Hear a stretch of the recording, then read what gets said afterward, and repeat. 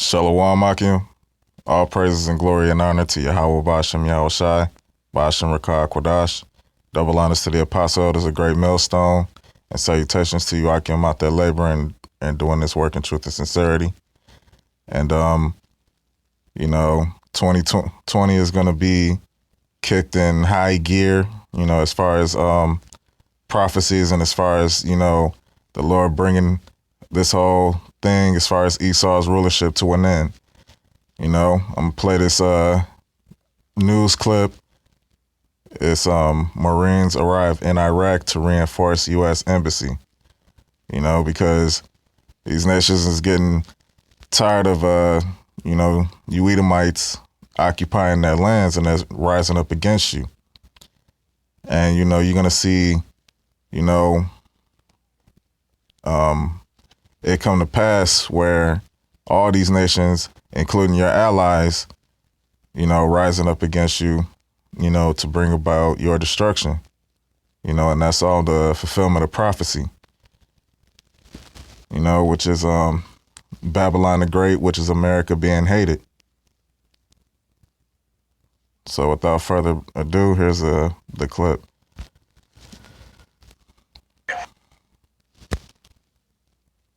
So I can hold up.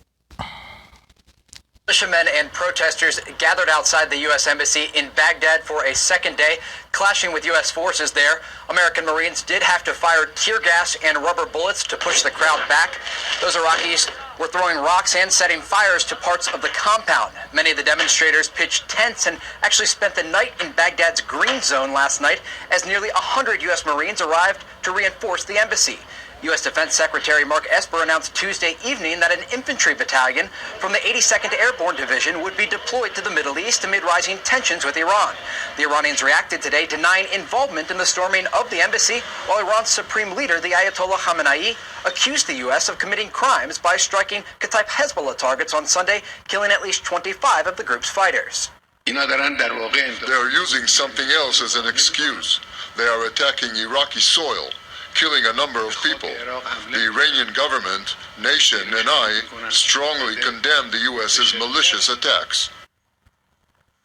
The striking images of the U.S. Embassy in Baghdad over the past 2 days may be seen by some as a win for Iran, who is waging a parallel information war with the West. Analysts worry that the rhetoric and information going back and forth between the West and Iran could lead to actual military action between the United States and Iran, or its allies like Israel in the region and the Islamic Republic. Molly?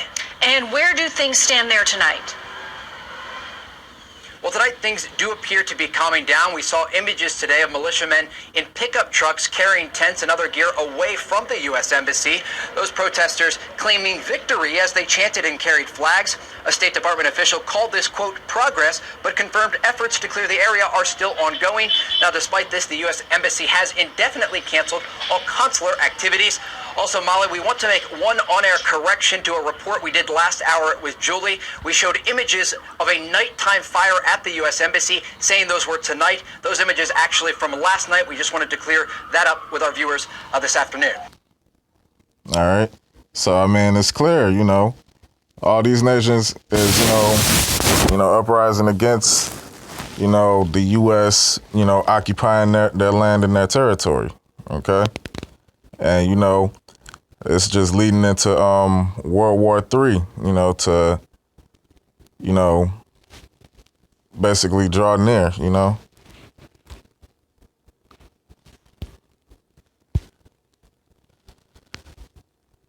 So this is Habakkuk chapter 2, and I'm going to start at 2.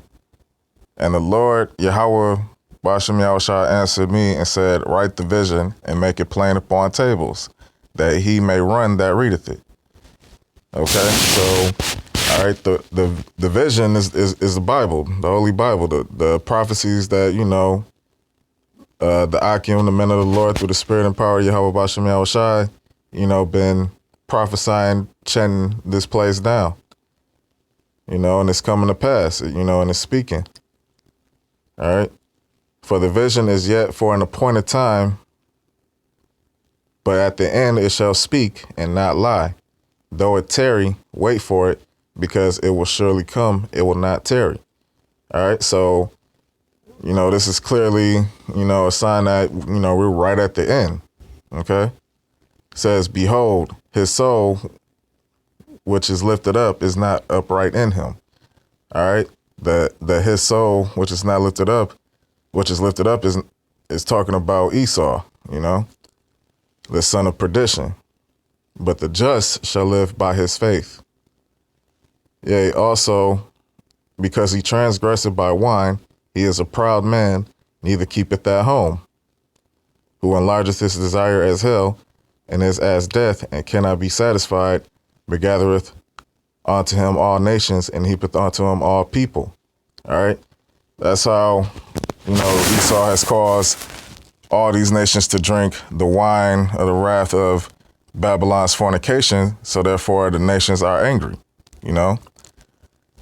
They're tired of Esau, trying to overthrow their governments and putting in, their leaders to represent their democracy in these nations' lands, So these nations is rising up against them.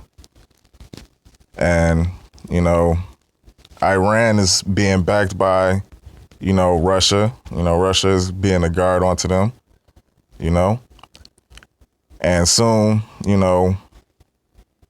it's going to heat up into this Third World War. It says, shall not all these take up a parable against him and a taunting proverb against him, which say, woe to him that increaseth that which is not his. How long? And to him that ladeth himself with thick clay. Shall they not rise up suddenly that shall bite thee, and awake that shall vex thee, and thou shalt be for booties or possessions unto them.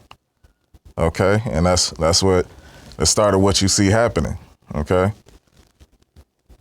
So let me get my last precept. We can go ahead and close this thing out.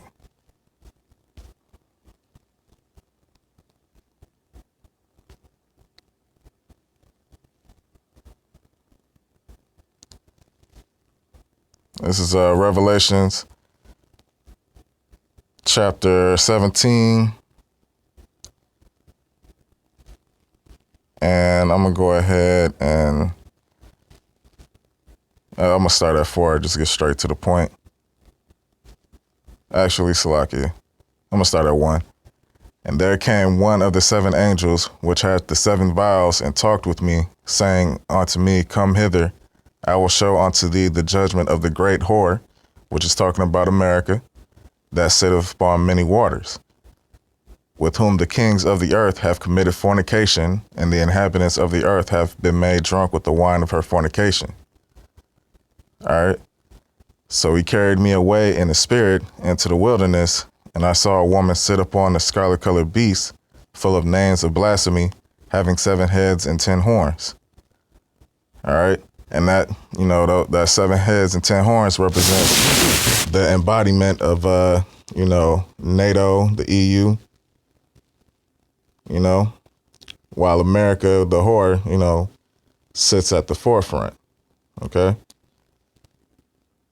And the woman was arrayed in purple and scarlet color and decked with gold and precious stones and pearls, having a golden cup in her hand full of abominations and filthiness of her fornication.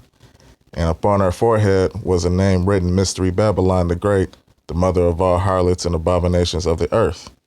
All right. So Most High is getting ready to destroy America for the wine of her fornication that she has pushed throughout the 4 corners of the earth. And these nations is getting tired of, America, occupying their lands and, just killing people, to destabilize their country.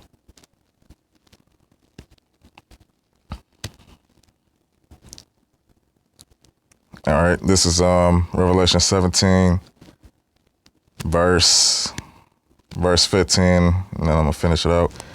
And he saith unto me, the waters which thou sawest, where the whore sitteth, are peoples and multitudes and nations and tongues.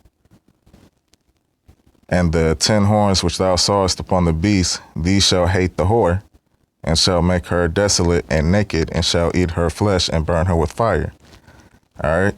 So even America's allies is going to destabilize, you know, their government structure, their economy, and then they're going to, you know, come against her with thermonuclear fire, you know, in this Third World War, and that's how this place is going to go out, you know. So, you know, we at the end, you know. So with that, you know, want to give all praises and glory to Yahweh Bashem Yahushai. Double honor to the Apostle, it's a great millstone. And salutations to Joachim of the Hopeful Elect. You know, keep pushing. Shalom.